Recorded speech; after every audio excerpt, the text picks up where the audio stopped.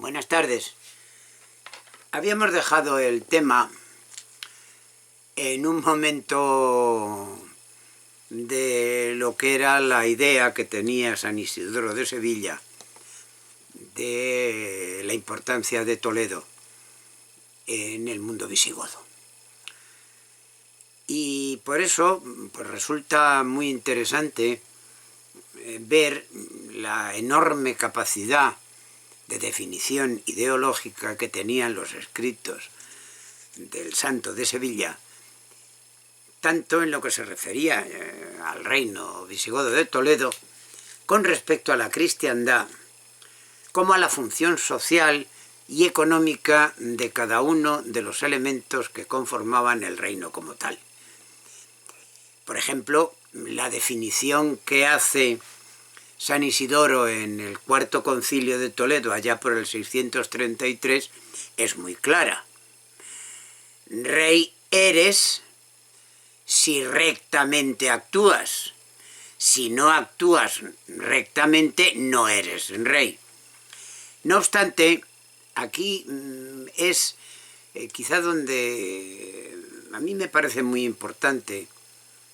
lo que este reconocimiento de San Isidoro de la autoridad del monarca sobre los demás elementos políticos del reino, concretamente porque da un especial aroma de lo que posteriormente será la historia de España, sobre todo a partir del cambio de casa reinante, cuando a la muerte de Carlos II, quien hereda el trono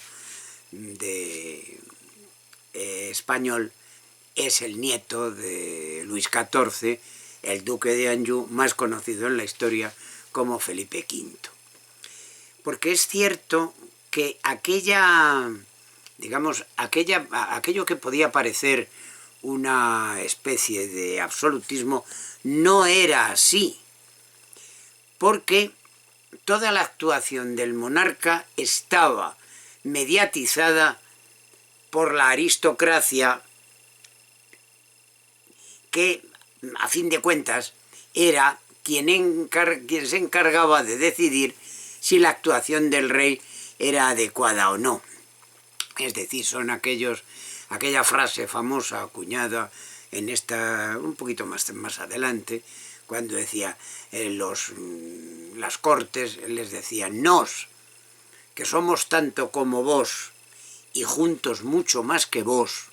decidimos hacer esto y otro. Por otra parte, es cierto que la idea de que los musulmanes debían ser echados de España estaba generalizada. Pero desde un punto de vista escasamente religioso, sobre todo porque esa legitimidad que aparecerá luego aún no se había asimilado, porque la cristiandad de aquella época no comprendía al Islam. No comprendía al Islam fundamentalmente porque en la Edad Media no existía la acepción de la palabra religión como hoy la entendemos. Porque el concepto latino religio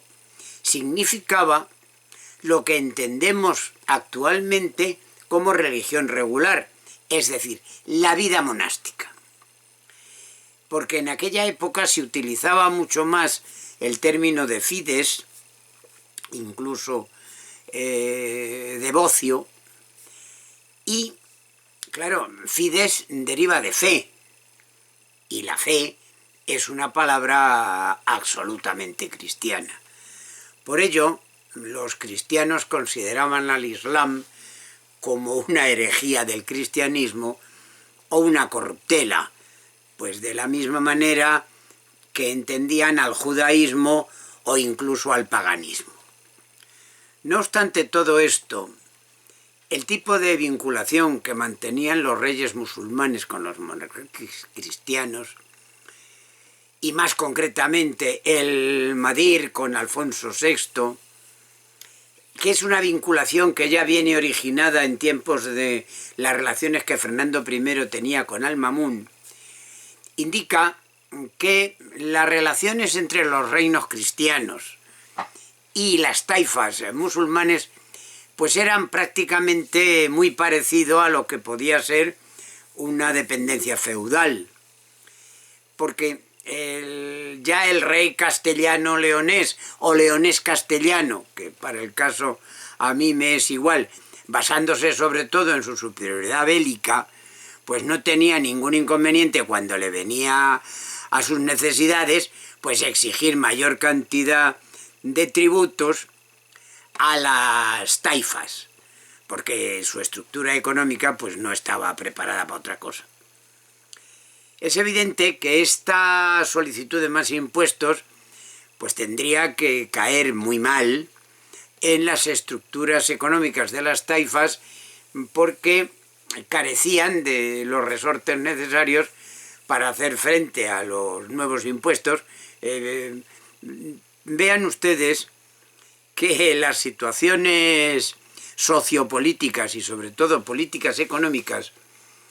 ya a partir del siglo X estaban presentes en la vida española. Es decir, que quien pretenda que lo que sucede ahora es una cosa nueva y no tiene antecedentes, se equivoca de medio a medio. Y por eso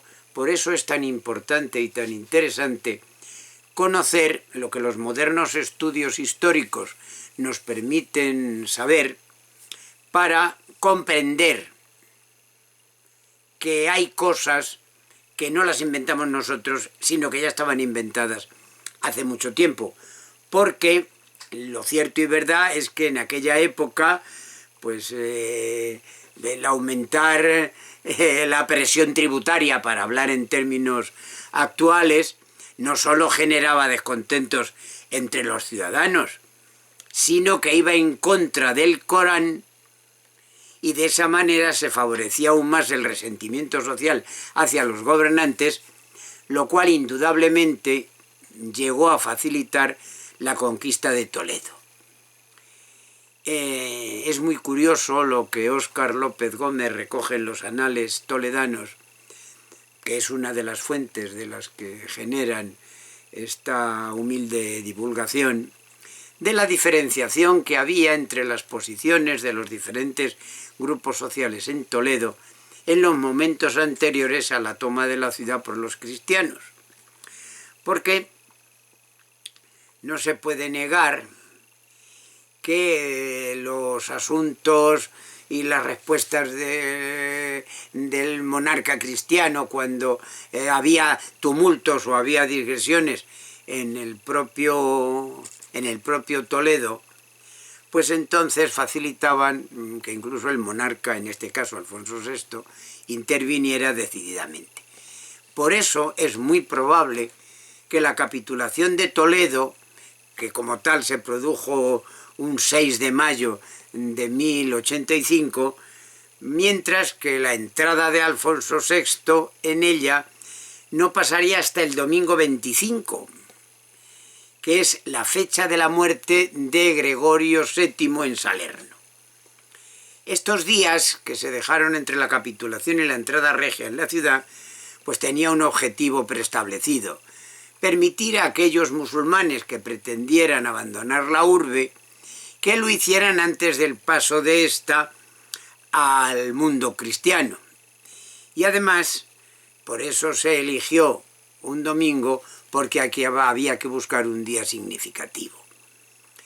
En este sentido, pues cada vez que para garantizar incluso que la entrada real pues era una cuestión completamente legítima y que además iba a ser el cabeza de aquella comunidad que se iba a crear en Toledo, pues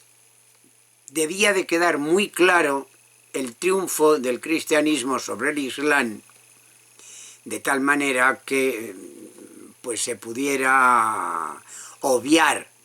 los posibles planteamientos ideológicos del enfrentamiento y se pretendiera asimilar de alguna manera la conquista hispana,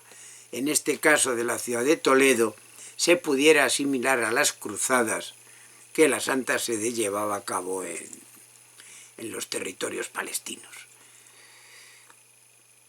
Porque, aunque parezca una obviedad, el mayor poder del mundo occidental interesado en la toma de Toledo era precisamente el pontífice romano, porque éste necesitaba el apoyo de los reyes de la península al ser consciente de su falta o escasez de fuerza en España frente a los poderes temporales pues, que dirigían la guerra cristiana. Y en este caso el permiso concedido por el Papa Urbano II para que los guerreros peninsulares recibieran en su lucha contra los musulmanes de Al-Ándalus los mismos beneficios espirituales que los cruzados, era un intento evidente de poner bajo la autoridad pontificia el control del enfrentamiento, y así venía a legitimar la concepción que los cristianos tenían del mismo en tanto que conflicto religioso contra los infieles. Porque el propio don Juan Manuel ya llegaría a calificar a los combatientes en él como mártires de la guerra. Es evidente que los pontífices romanos estaban intentando desde hacía ya muchos años pues tomar parte en las empresas de la conquista castellano-leonesa, con el fin de imponer el dominio de la sede apostólica sobre el reino de España, alegando que éste les pertenecía por derecho propio.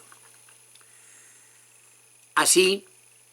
podemos llegar a entender por qué Toledo obtuvo en su día el título de capital religiosa primada de España, es decir, incluso en la actualidad, el obispo de Toledo es sede primada, porque viene determinado todo pues, por el prestigio que Alfonso VI había adquirido tras su conquista, y en un momento en que la Cancillería Regia otorgaba a esta urbe un papel especial dentro de los territorios regios, manifestado en títulos como la de Alfonso Emperador en Toledo, León, Galicia y Castilla. La Iglesia no quería verse desplazada a la hora de disfrutar de los beneficios que de esta forma inmediata para ella pudieran derivarse de la conquista de la antigua capital visigoda en la península ibérica, porque a pesar de que no había prestado apoyo material a la hora de tomar la ciudad, en el fondo había legitimado el acontecimiento con su ideología base del poder regio y de la guerra justa. Continuaremos. Que tengáis buena tarde.